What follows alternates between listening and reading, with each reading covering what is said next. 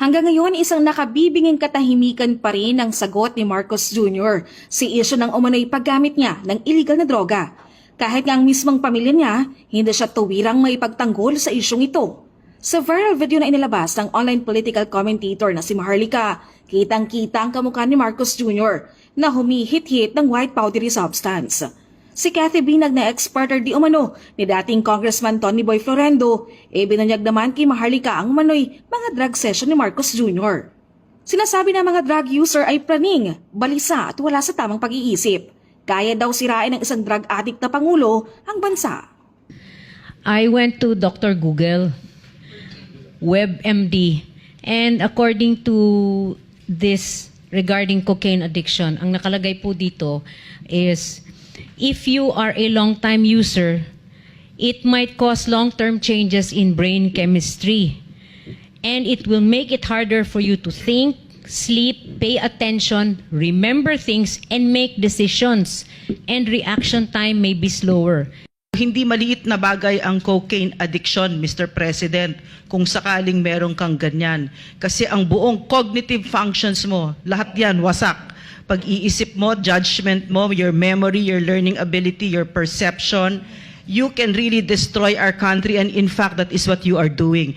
Ayon naman sa mga abogado, isang impeachable offense ang paggamit ng illegal na droga. Ibig sabihin, maaring mapatalsik sa pwesto si Marcos Jr. dahil dito. Naniniwala po ako at naninindigan na ang paggamit na pinagbabawal na droga ay impeachable. Ito po ay betrayal of public trust, pagtaksil sa tiwala na ibinigay ng taong bayan sa isang opisyales. Ang ekotibo po ang tagapagpatupad ng mga batas.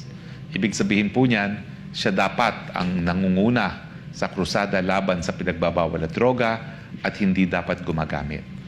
Hindi pa po tayo sigurado na siya'y gumagamit. Pero nakapagtataka po, bagamat nandiyan na ang mga ebidensya, meron pong video evidence, merong testimonial evidence si Cathy Binag, nakakabingi po ang katahimikan ng ating presidente. If we connect this likewise to his present acts, kasi baka sasabihin nila, anong ground ninyo? Betrayal of public trust according to Gonzales versus Office of the President does not cover any and all official wrongdoings or plain errors of judgment. But if you will juxtapose this with his other acts, it might really fall under the definition clearly described by the Supreme Court in Gonzales versus OP that this would be also characterized by clear bad faith and of such gravity and seriousness as other grounds of impeachment. A cocaine addict does not belong in Malacanang. A cocaine addict needs professional help. A cocaine addict has no business running a country. A cocaine addict has to focus on his recovery. A cocaine addict has no business trying to manage the lives of 110 million Filipinos because he himself cannot manage his own life. Dapat anila kay Marcos Jr. magsalita na at magpa-hair follicle test para pabulaanan ang mga akusasyon na isa itong drug user. Panawagan ko, Mr. President, panahon na pong magsalita kayo. At kung pasisinungalingan niyo po yan, talagang ang pinakamabuting pamamaraan ay hindi lamang po sa pagsasalita, mag-hair follicle test na po tayo. Ginawa niyo namang minsan nung eleksyon na kumuha kayo ng urine test. Ang problema lang po sa urine test, at buti na lang si Dr. Lorraine Badoy, panandalian lang po, nawawala na ng trace. Kaya importante po, yung hair follicle test nang walang kaduda-duda ang resulta. Mas mainam na rin daw na sumabay na ito kay Vice President Sara Duterte sa pagpapadrug test. Matatandaan na nauna pang kumasa ang bise sa hamon ni Roque na pangunahan ng mga halalang pagpapadrug test kasabay ng inihaing panukalang batas ni Davao Congressman Pulong Duterte na dapat magkaroon ng mandatory random drug test sa mga taong gobyerno. Mr. President, kung wala po kayong tinatago, bakit hindi kayo sumabay na kay VP Sara nang matigil na itong usapin ng di umano'y paggamit ninyo ng pinagbabawal na droga?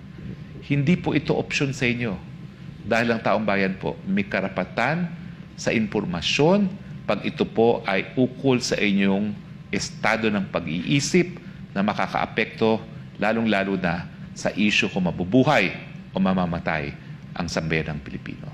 Ito yung masasabi natin na mas may bayag pa itong Vice President kaysa dun sa lalaki. No? So ito na po ang pagkakataon para ibandera ninyo yung mga resulta ng inyong hair follicle test. Ito na ang pagkakataon para patunayan ninyo yung na malinis po kayo, wala po kayong bahid ng droga sa katawan. Kasi kung talaga namang wala kang kinakatakutan, bakit hindi, actually, dapat nga, mag-suggest pa presidente kung pwede gawin nilang buwan-buwan eh. Diba? Ipakita. Ito na yung pagkakataon ng presidente na Kasi kung talagang hindi siya gumagamit, ipagtanggol ang kanyang sarili. correct. At ipakita sa taong bayan, hindi ako gumagamit at ito ay matapang kong haharapin.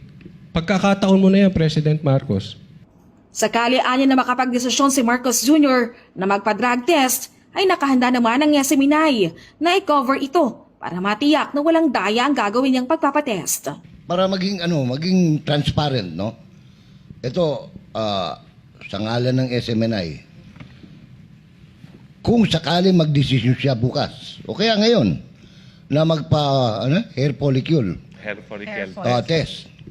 Kasi ito, ino-offer din natin kay Vice President Duterte na live i-cover yan ng SMNI. Para walang masabi ang tao na, hindi, magpapalusot lang yan. Katulad noon, bigla na lang dumating yung doktor ng St. Luke's. Sinabi, okay na. Ngayon, para walang duda, gawin niya yan public, i-cover natin live. Sukdulang abutin pa yan ng 3 araw. Para sa Diyos at Pilipinas kong mahal, Mark Gonzales, SMNI News.